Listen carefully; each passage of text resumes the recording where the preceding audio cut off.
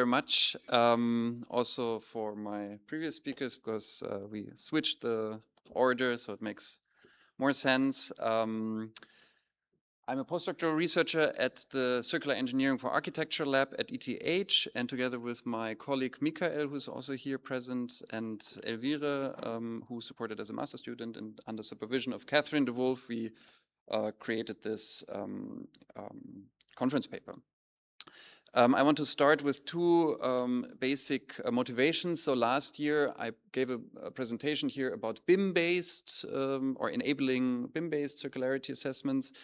And a brief recap, why is circularity assessment relevant? We have a lot of, the general motivation for circularity, for shifting from a linear to circular economy is one thing. However, the other aspect is circularity metrics measure the potential of constructions to keep components and materials in a circular economy. So we have different circularity assessments on material flow level, and others more like about how are actually different components, structures assembled. On the other hand side, when we look into digital representation, so last year I focused more on new building designs and BIM models. If we're looking into existing buildings, where it's more interesting maybe to say how can we measure disassembly potential, we often have point clouds or images if we don't want to manually remodel building information models. So this big effort on remodeling into accurate BIM models, which might be then not even accurate enough for these detailed disassembly potentials, is quite high. So this is the main reason why I'm focusing today. Last year I was already giving an outlook on hidden components, which are usually represented in detailed section drawings as designed, not as built, but as designed. And on the left-hand side, you can see I focus on disassembly potential as a circularity metric. Last year I already suggested that a graph representation makes sense. Why? You can basically see on the left-hand side the initial concept of calculating disassembly potential, where components are represented as nodes and the edges describe the relationship between components. And then you have other properties in the edges and in the nodes, which are needed then to calculate disassembly potential. So the main research question of today's talk is, how can disassembly graphs, so graphs which represent information for disassembly potential, be automatically derived from detailed 2D section drawings? And for this, we presented a framework. We applied it to two case studies. I show here one. It's based on Detail magazine. So the big problem was at the time of creating this research, nobody wants to share these detailed 2D section drawings. It's everything very secret and very confidential. So we use these public detail drawings. We split these section drawings, then we filter and classify, so what is maybe text, what is visual content. For example, here the legend is a different part we need to process. And then we focus on processing the different sections. First, segmenting every section into masks, filtering them to the relevant, actually, components. Then basically creating the proximity graph, which Sylvia showed in the 3D environment, but we have here 2D, by checking which masks touch each other. This part, feature detection and clustering, we basically look into hatches. So what additional information do we see in each segmented masks, which with domain knowledge, we had previous projects where we trained based on different hatches. And finally, we need to identify for this style of drawings, we had labels which lead then to information in the legend.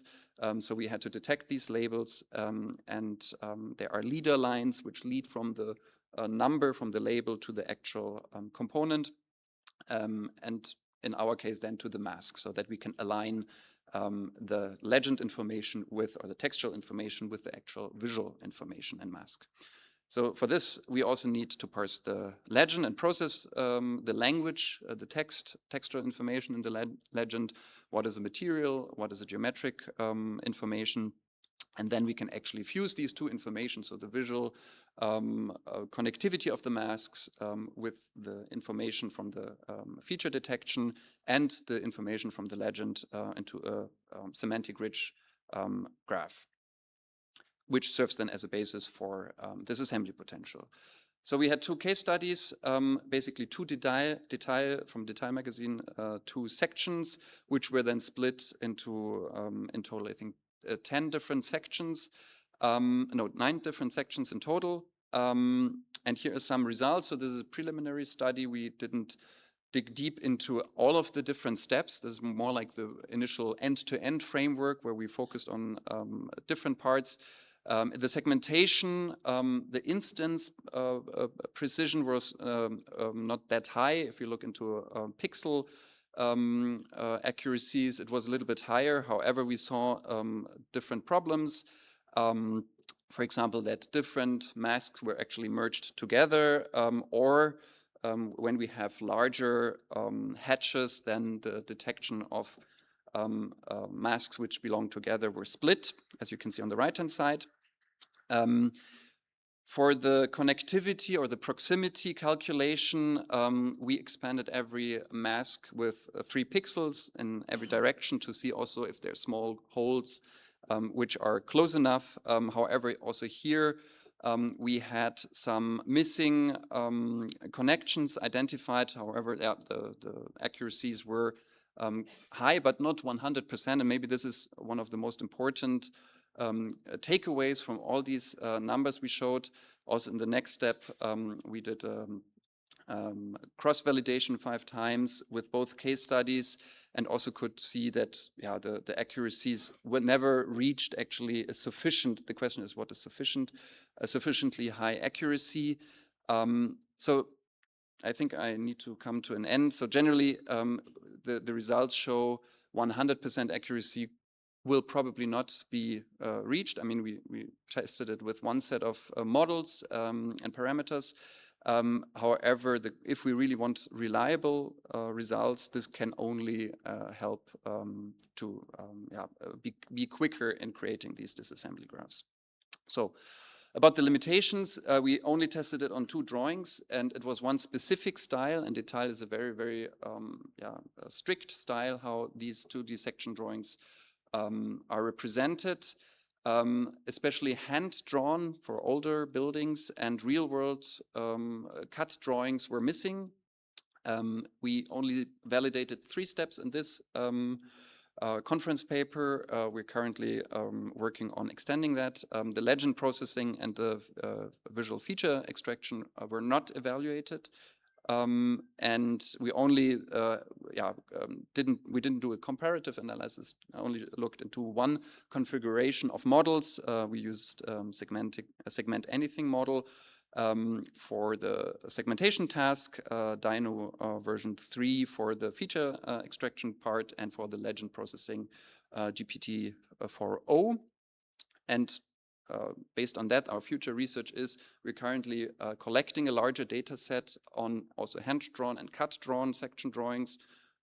Thankfully, some architects share those drawings with us. And what we also want to do is really a step-by-step validation. So not in this paper, we really looked into end-to-end accuracy, and also every error propagates to the next step. And here we want to focus then on the step-by-step validation against the manual ground truth, which we set up currently, and also combine different alternative models. And in the end, the idea is not just to have now of each section a knowledge graph which has all the information which we as domain experts could identify, but then use it to fuse it with other representation, for example, floor plans, point clouds, or building information models, for then a holistic circularity assessment of the whole construction, not only of the different detailed sections. And how this looks at the moment is that we, if this plays, no, it doesn't play. It doesn't play.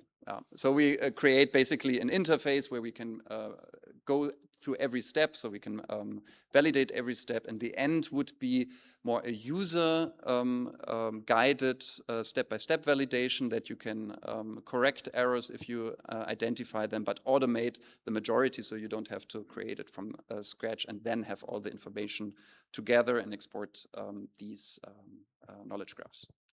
Thank you very much.